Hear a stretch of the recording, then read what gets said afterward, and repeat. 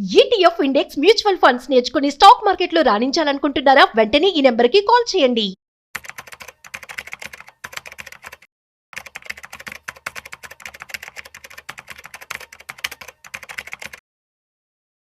మనందరికీ తెలుసు mid cap, small cap, large cap. So వీటన్నిటిలో లార్జ్ క్యాప్ అనేది చాలా సెక్యూర్డ్గా ఉంటుంది. మిడ్ క్యాప్లో ఇన్వెస్ట్మెంట్ చేసినట్లయితే అంత రిస్క్ ఉండదు.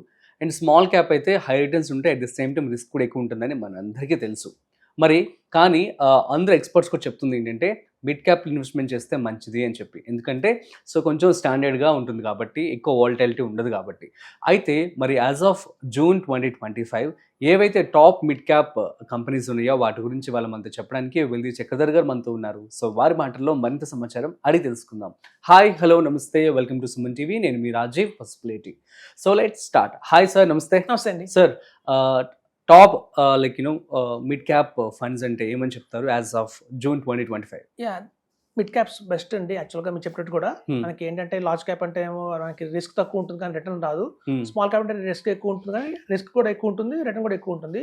బట్ ఏదన్నా మంచి ఫండ్ ఏదైనా ఉందా అంటే అది మిడ్ క్యాపే. అందులో లో రిస్క్ ఉంటుంది, హై రిటర్న్ ఉంటుంది.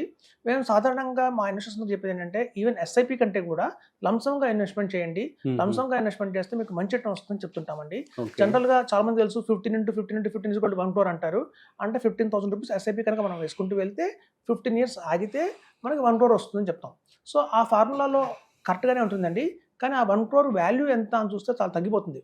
ఇప్పుడు చూడండి, మనం మొదలుపెట్టే టైంకి 15,000 మనకి యావరేజ్ గా 3 crores అన్న చేతిలో ఉంటే గానీ మనం ఇండియన్ ఎకానమీకి, ఇన్ఫ్లేషన్ కి మ్యాచ్ చేయలేం. ఇక్కడ మనం 15 years వెయిట్ చేస్తున్నాం, బాగానే ఉంది. మనం 15,000 రూపీస్ పర్ మంత్ ఇన్వెస్ట్మెంట్ చేస్తున్నాము అంటే మొత్తం మన టోటల్ ఇన్వెస్ట్మెంట్ మన పాకెట్ నుంచి ఎంత ఇన్వెస్ట్మెంట్ చేసాము అంటే 27 lakhs ఇన్వెస్ట్మెంట్ చేసాం. సో దానికి మనకు వచ్చింది ఎంత అంటే 1 crore వచ్చింది. సో 15 years తర్వాత ఆ 1 crore వాల్యూ ఏంటి అంటే మళ్ళీ 37 lakhs వస్తుంది. సో మనం పెట్టింది ఇంచుమించు ట్యాక్స్ అన్ని పోయి అంతే వచ్చింది. సో అలా కాకుండా మిడ్ క్యాప్లో కనుక లంసంగా పెడితే ఎలాంటి పర్ఫార్మెన్స్ ఉంటుందని చెప్తాము. ఇప్పుడు కనుక 10 lakhs పెట్టి 15 years బ్యాక్ మనం చూస్తే 2025లో మనం ఉన్నామంటే జూన్ 2010లో కనుక ఎవరైనా పెడితే మిడ్ క్యాప్స్లో హెచ్డిఎఫ్సి మిడ్ క్యాప్ అండి మనకి 10 lakhs పెట్టిన వాళ్ళందరూ కూడా 1,49 lakhs ఇచ్చింది. సో 1,40 lakhs దాకా ఇచ్చింది మనకి HDFC mid cap. So next వచ్చి ఎడల్వైజ్ వచ్చిందండి, అది 1,38 lakhs ఇచ్చింది. తర్వాత ఇన్వెస్కో ఇండియా వాళ్ళది కూడా చాలా బాగుంది, అది 1,36 lakhs ఇచ్చింది. సో 2 lakhs డిఫరెన్స్ లో మనకి టాప్ 3లో హెచ్డిఎఫ్సి మిడ్ క్యాప్, తర్వాత వచ్చి ఎడల్వైజ్, తర్వాత ఇన్వెస్కో ఇండియా, తర్వాత మనకి కోటక్ ఎమర్జింగ్ ఈక్విటీ ఫండ్ అంటారు. Kotak emerging equity fund mid క్యాపే, అది కూడా మనకి ఇంచుమించుగా 1,30 lakhs దాకా వచ్చింది. సో మీకు చూస్తే నిప్పాన్ ఇండియా గ్రోత్ ఫండ్ ఎక్కడ ఉంది, చాలా పాపులర్ గా ఇండియా అందరికీ తెలుసు. ఒక నిప్పాన్ ఇండియా గ్రోత్ ఫండ్ అంటే ఒక బెస్ట్ మిడ్ క్యాప్ ఫండ్ అని. ఎప్పుడైతే 2000లో ఎవరైతే పెట్టారో 10 lakhs 2021 దాకా వెయిట్ చేసిన వాళ్ళకి 8 crores ఇచ్చింది. నిప్పాన్ ఇండియాలో పెట్టిన వాళ్ళందరికీ 2000లో పెట్టి 2020 దాకా వెయిట్ చేసిన వాళ్ళకి 8 crores అంటే దగ్గర 21% ఇచ్చింది. సో అట్లాంటి Nippon India growth fund next 15 yearsలో తీసుకుంటే 10,000 నుంచి 2010 నుంచి 15 దాకా తీసుకుంటే మనకు ఈ 15 yearsలో చూస్తే అది 12th position వెళ్ళిపోయింది. అంటే ఒకప్పుడు నెంబర్ 1లో మిడ్ క్యాప్ కాస్త ఇప్పుడు 12th position వచ్చేసింది. ఇప్పుడు 2010లో ఎవరికైతే పెట్టారో 10 lakhs వాళ్ళకి హార్డ్లీ 96 lakhs ఇచ్చిందండి. అంటే 1 crore కూడా రీచ్ కాలా అది. సో పర్ఫార్మెన్స్ అనేది అలా పడిపోతూ వస్తుంది. మనం ఈవెన్ క్వాంట్ తీసుకుందాం. క్వాంట్ అంటే ఇవాళ చాలా పాపులర్ అయిన ఫండ్ హౌస్, అది కూడా మనకి 16th place లో ఉంది. అది కూడా హార్డ్లీ 80 lakhs ఇచ్చింది, 80 lakhs అంతే. అందరికంటే కొంచెం తక్కువ అయితే బిర్లా సన్ లైఫ్, అందులో పెట్టిన మనకి 10 lakhs మిడ్ క్యాప్ లో పెడితే 75 lakhs దాకా ఇచ్చింది.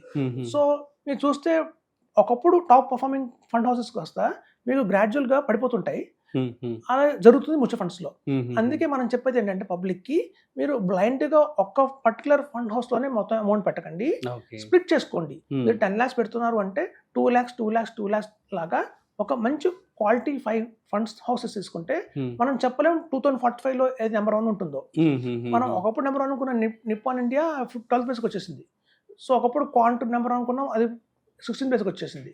సో ఎప్పుడైతే మారిపోతుంటాయో ప్లేస్మెంట్స్ మనం పసిగట్టలేము 2035లో ఏది బెటర్ అని చెప్పి.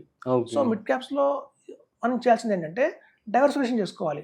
అట్లీస్ట్ 3 lakhs 4 lakhs లాగా 3 ఫండ్ హౌసెస్ లో కూడా మినిమం గా పెట్టాలి. ఇప్పటి నుంచి కనుక మనం అలా పెట్టుకుంటూ వెళ్తే డెఫినెట్ గా మనం టాప్ రేటింగ్ ఏదైతే హెచ్డిఎఫ్సి మిడ్ క్యాప్ ఇచ్చిందో 1,40 lakhs లాగా అలా కాకపోయినా అట్లీస్ట్ బాటంలో Aditya Birla sun life 75 lakhs ఇచ్చింది, అంత దారుణంగా కాకపోయినా ఎక్కడో కూడా మీడియంలో మనం ఉంటాం, అట్లీస్ట్ 1 crore అని తెచ్చుకోగలుగుతాం. ఓకే. సో కాబట్టి మనం యూఎస్ చెప్పేది ఏంటంటే మిడ్ క్యాప్లో లంసంగా ఇన్వెస్ట్మెంట్ చేయండి.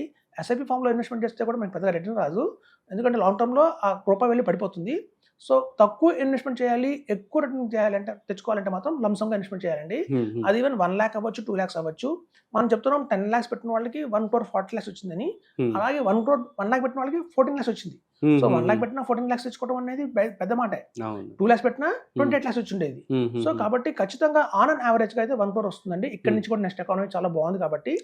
సో మనం టార్గెట్ అయితే 15 years లో 1 crore తెచ్చుకోవాలి అంటే మాత్రం ఇవాళ మనం 10 lakhs ఇన్వెస్ట్మెంట్ చేయాలి.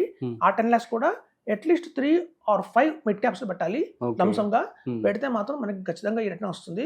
అలాగే టాక్సేషన్ తెలుసు మనకి, చాలా 12.5% ఆన్ ద నెట్ వస్తుంది, ప్రాఫిట్ మీద ఉంటుంది. At the same time churning ఉండదు.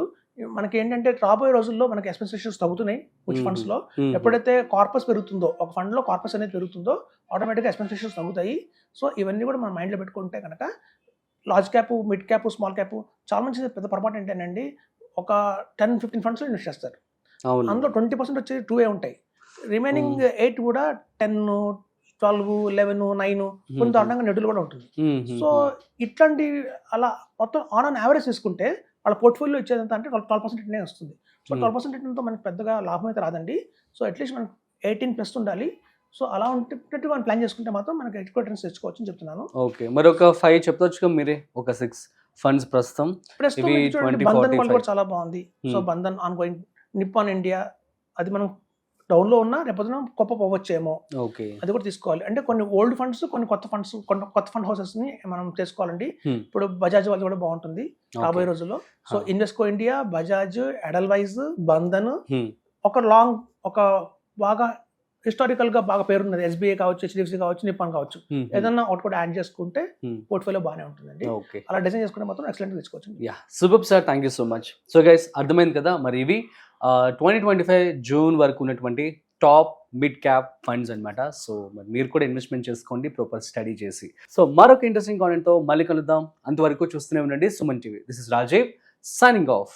వీడియో నచ్చినట్లయితే like, share and subscribe. Thanks for watching.